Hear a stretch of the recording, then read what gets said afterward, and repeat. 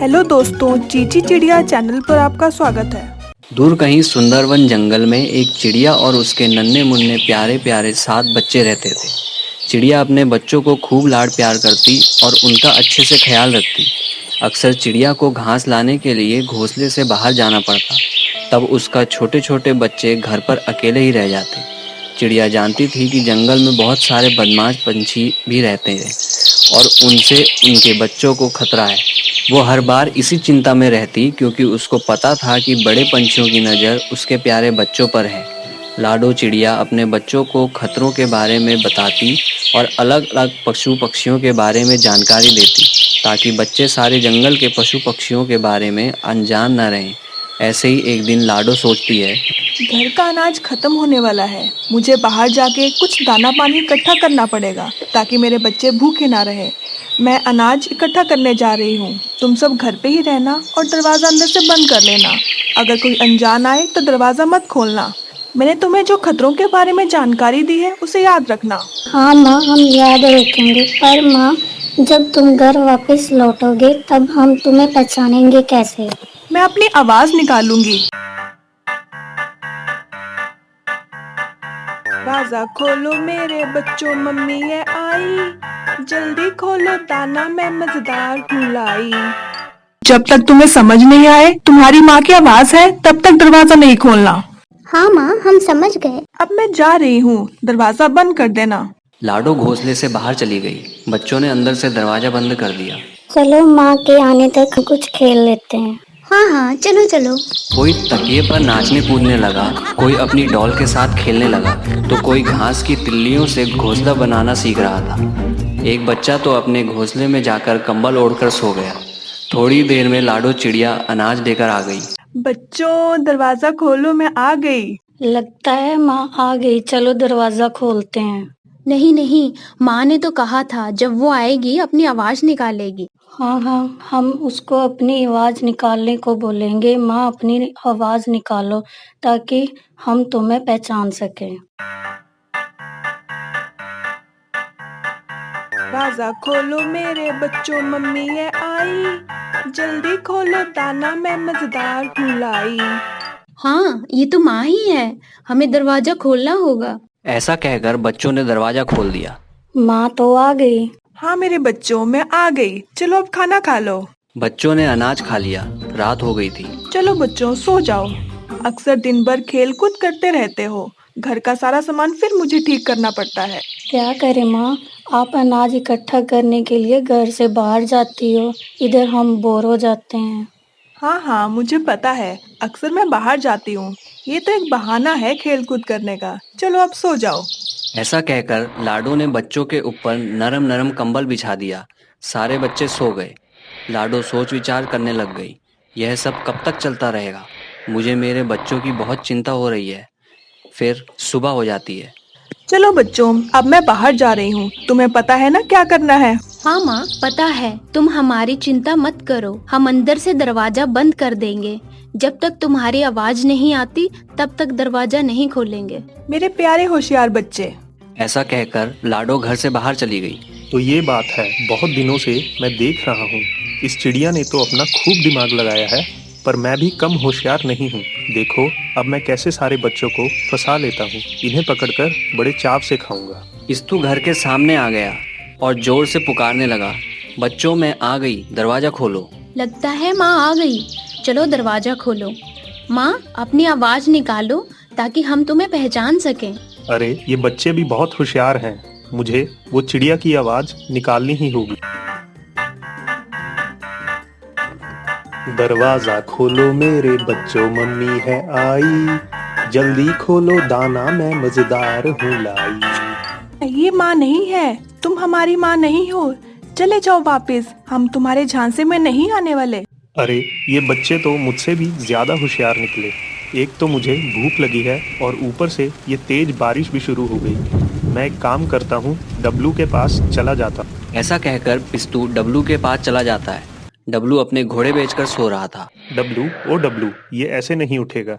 इसके मुंह पे अभी पानी डालता हूँ, तब ये नींद से उठेगा। पिस्तू डब्लू के ऊपर बारिश का पानी डाल देता है। किसने मुझे उठाने की हिम्मत की?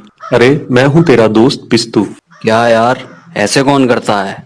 दोस्त, काम ही कुछ ऐसा है। ऐसा कौन सा काम है जो तूने मुझे इतनी मस्त नींद से उठाया? मैंने सुना था तुम्हें खाने में चिड़िया के बच्चे बहुत पसंद है। हाँ यार, पर क्या करें, आजकल की चिड़िया बहुत होशियार हो गई हैं। हाथ ही नहीं आती, फिर मुझे भूखे पेट सोना पड़ता है। आज तेरी भूख मिटने वाली है। तू चल मेरे साथ, मुझे पता है तू किसी भी चिड़िया की आवाज निकाल सकता है।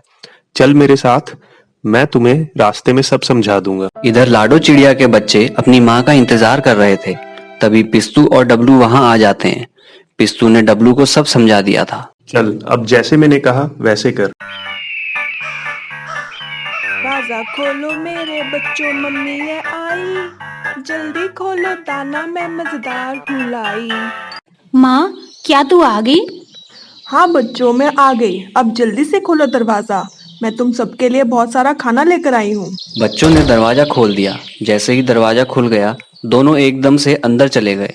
उन दोनों को देखकर बच्चे बहुत डर गए। वह उड़ भी नहीं सकते थे, इसलिए वह इधर उधर कूदने लगे। चलो डब्लू, जब तक चिड़िया वापस ना आ जाए उससे पहले ही इन्हें लेकर चलते हैं। डब्लू ने सारे बच्चों को थैले में डाल दिया। उनको लेकर दोनों वहां से भाग गए। लाडो जल्दी से घर के पास आ जाती है। उसने देखा घर का दरवाजा तो पहले से ही खुला था। अरे नहीं, ये क्या हो गया? लाडो को लगता है ये पिस्तू और डब्लू का ही काम है। लाडो जल्दी से दोनों के पीछे निकल पड़ी। उसे अपने बच्चों की चिंता हो रही थी। कालू बारिश की वजह से अपने घोंसले में बैठा हुआ था।